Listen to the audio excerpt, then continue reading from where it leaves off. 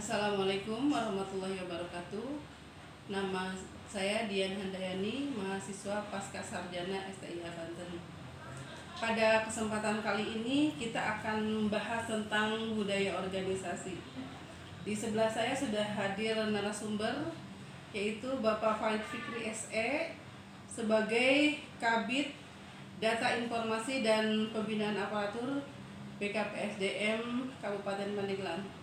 Selamat siang Pak Fikri. Siang Bu. Seperti kita ketahui ya Pak, bahwa budaya organisasi itu adalah sistem nilai yang dipahami bersama, kemudian sengaja disosialisasikan dan dapat diimplementasikan pada perilaku dan sikap masing-masing anggota organisasi. Nah, menurut Bapak seperti apakah budaya organisasi di pemerintah Kabupaten Pandeglang itu sendiri? Nah, jadi sebenarnya kalau untuk budaya organisasi itu sudah ada di dalam Perbuk gitu ya, Perbuk nomor 59 tahun 2020 tentang kode etik, di mana di sana itu mengatur mulai dari tata cara berorganisasi, berbangsa dan bernegara, bahkan sampai kepada masyarakat gitu. Nah, jadi dalam masyarakat, jadi sebenarnya ASN itu bukan hanya sebatas profesi yang bekerja di perkantoran saja. Bukan asal datang pagi pulang sore ya Pak ya? Iya, Tidak kemudian yang itu. melaksanakan tugas, Iya. tetapi juga dalam berkehidupan bermasyarakat juga diatur, Iya. gitu, diatur.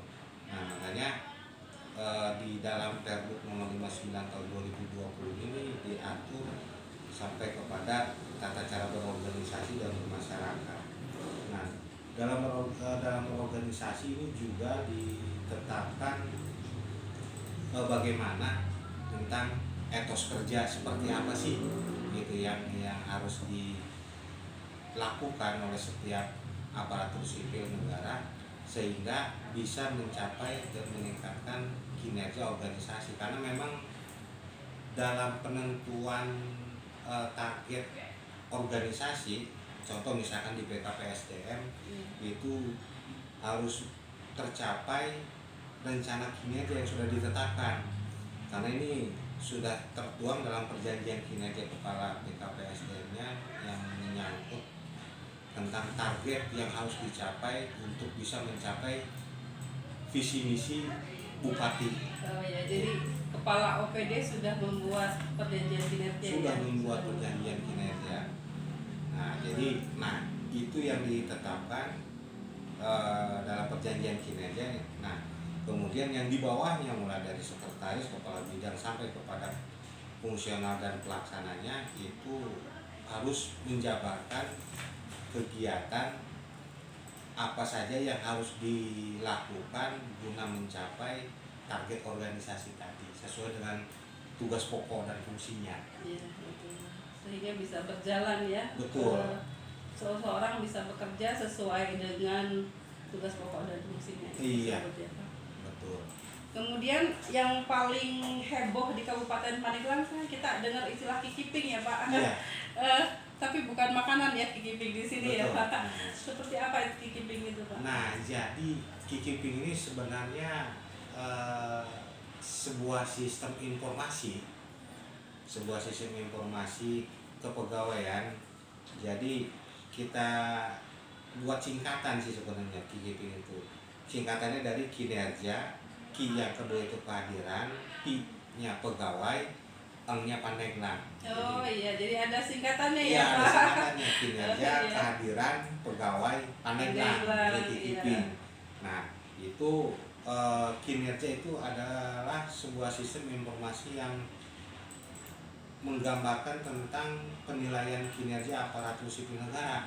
Iya. Karena memang berdasarkan PP 30 semua ASN wajib menyusun rencana kinerja dan dilaporkan dinilai oleh atasannya masing-masing. Ya, di sana di kikiping itu ada kinerja tahunan ya Pak ya. Iya, Banyak tahunan, sekali ya aktivitas harian dan harian. Nah, sampai dengan nanti hariannya itu ketik dihitung 1 bulan dan berapa jam dia berkinerja itu akan dijadikan dasar pembayaran TPP tambahan penghasilan.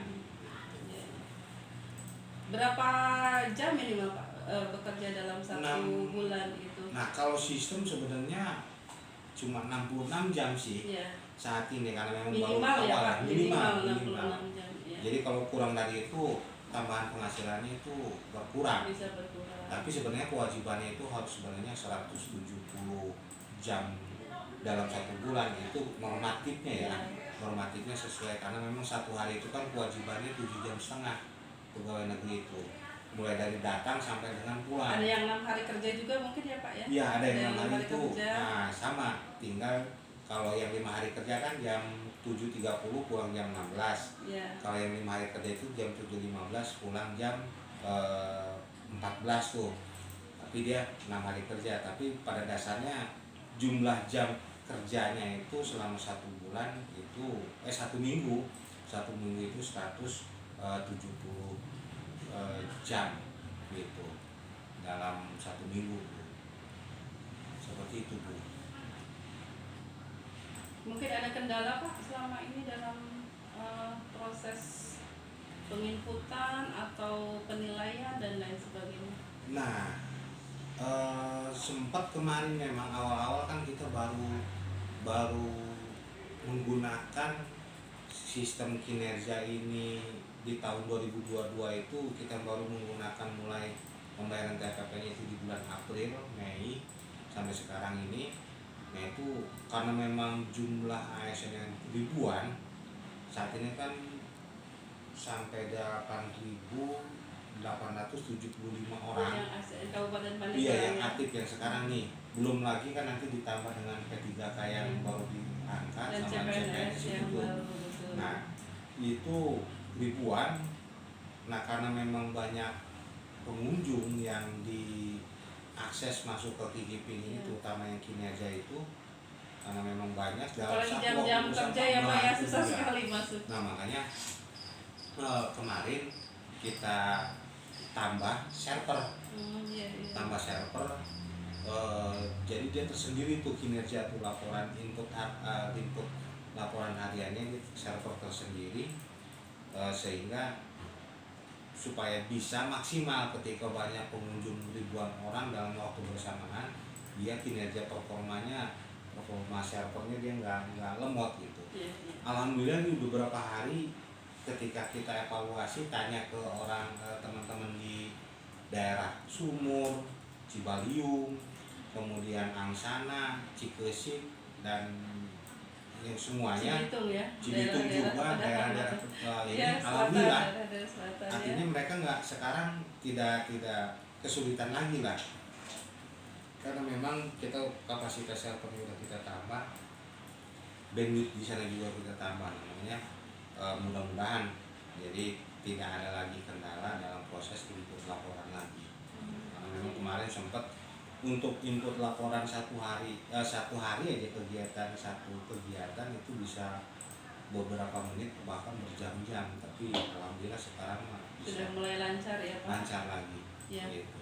Mudah-mudahan dengan sudah berjalannya KIKIPIN ini ya Pak, Amin. bisa menambah motivasi kepada para ASN untuk bisa memberikan yang terbaik ya untuk Kabupaten Pandeglang. Mungkin ada pesan Pak untuk teman-teman ASN di seluruh Kabupaten Pandeglang terkait dengan budaya organisasi ini?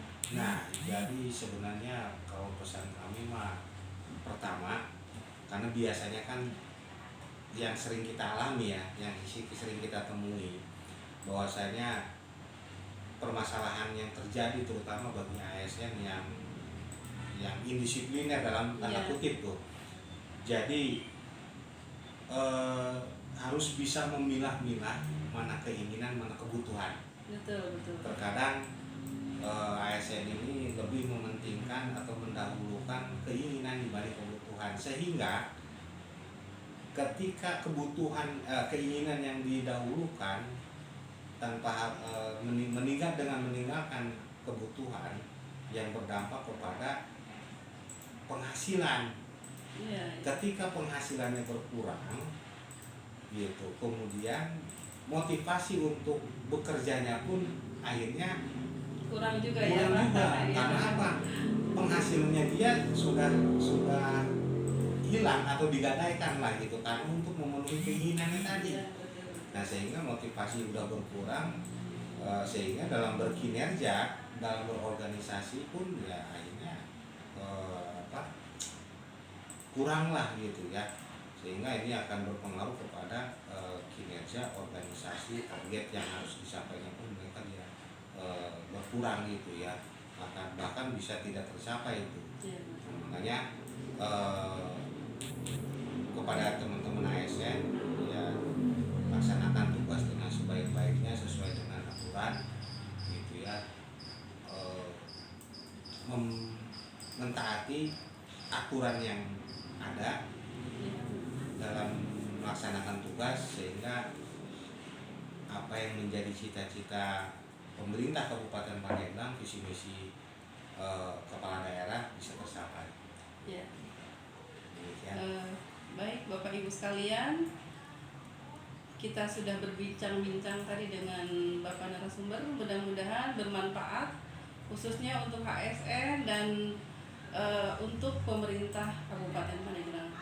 Terima kasih Amin. banyak Pak atas Ya. waktunya. Sama-sama. Assalamualaikum warahmatullahi wabarakatuh. Waalaikumsalam.